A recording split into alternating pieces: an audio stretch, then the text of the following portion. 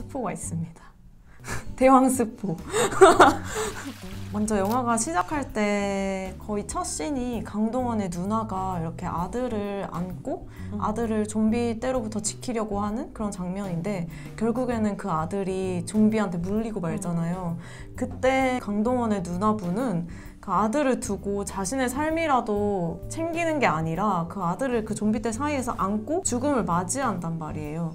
근데 영화의 이제 말미에는 이정현이 거의 비슷하게 이래와 이혜원 그 배우가 맡은 캐릭터들을 살리기 위해서 좀비 떼들을 유인함으로써 그 두 딸이 살아남을 수 있는 기회를 만들어 주는데요. 그래서 자신의 앞으로의 삶은 사실상 포기하고 딸들만 살아남게끔 하는 식으로 이렇게 영화가 흘러가는 듯이 보이다가 마지막에 이정현 배우가 자기도 살아남아야겠다고 생각을 바꾸고 구조대가 있는 쪽으로 직접 자신의 발로 달려가는 장면이 나오는데, 그 장면이 영화 처음에 나왔던 아들을 위해 희생하는 엄마 캐릭터와 대비가 되면서 정말 이 재난 영화가 변해가고 있구나 느낄 수 있었습니다.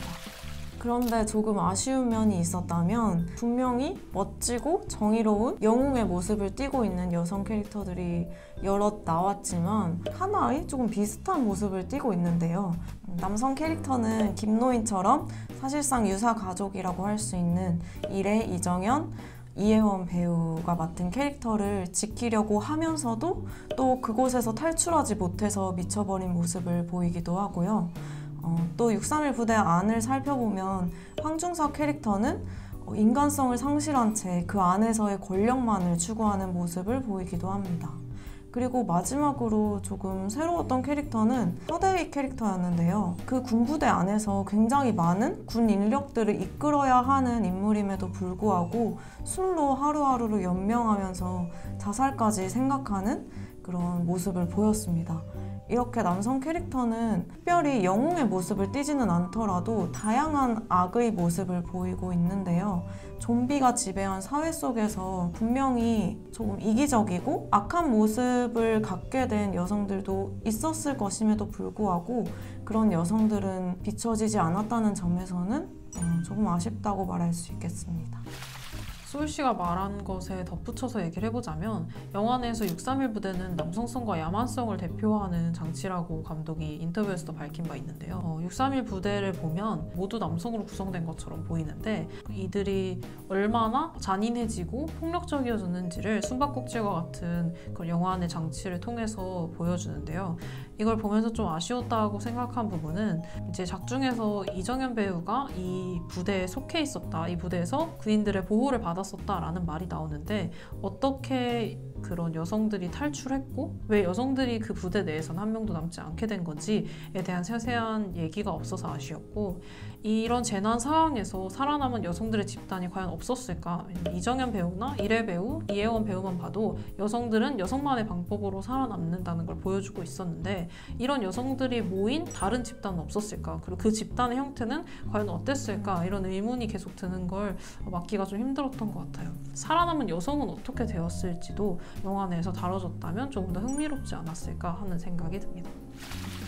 이 연상호 감독과 그리고 반도에 나온 배우들의 인터뷰를 보면 이 영화 반도는 기존에 나왔던 재난 영화들과는 다르게 조금 더 여성이 주도권을 갖고 능동적으로 행동하는 그런 영화를 만들고 싶었다고 여러 차례 이야기를 한 바 있는데요.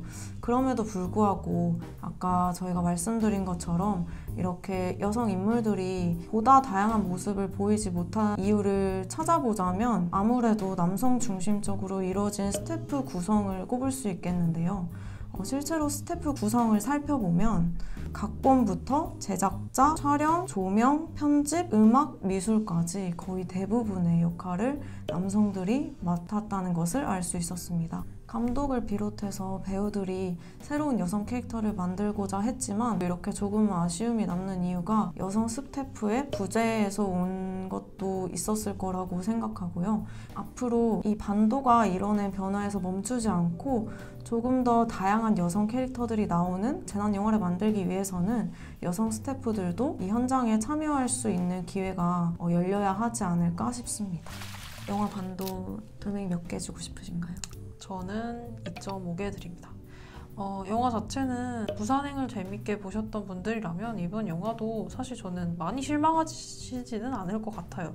일단 세계관을 공유하는 영화가 나왔다는 것 자체로 좀 흥미롭기 때문에 다시 한번 보셔도 좋을 것 같고, 다만 아쉬운 점은 아까 저나 소율씨가 언급했던 것처럼 여성 캐릭터의 특정 한계를 넘지 못했다는 점이고요. 그래도 역시 이래 배우의 드라이빙 씬이 저는 너무 속이 시원하고 쾌감이 넘쳤기 때문에 꼭 많은 분들이 그 씬을 보셨으면 하고요. 이를 통해서 운전이라는 영역이 남성의 영역만은 아니다라는 점도 많은 분들이 생각해 주셨으면 합니다. 소율씨는 몇 점을 주실 건가요? 3.5점 드리고 싶습니다. 사실 이 반도 전에도 엑시트를 통해서 한국 재난 영화가 그래도 조금씩은 변하고 있구나라는 생각이 들었었는데요. 이렇게 전형적인 한국 영화? 그렇지만 되게 대규모의 이 영화였잖아요. 이런 대규모 상업 영화에서 여성 캐릭터들이 정말 운전을 도맡아서 하고 그 안에서의 단단한 그런 연대를 보인다는 점이 정말 좋았고, 그리고 또 이래 배우를 수원에서 보고 굉장히 놀랐었는데 이렇게 오랜만에 굉장히 멋진 여성 캐릭터로 돌아온 것이 너무 반가웠습니다. 지금까지 새로운 흐름을 만드는 시냇물이었습니다. 구독과 좋아요 댓글과 알림 설정까지 부탁드립니다. 부탁드립니다.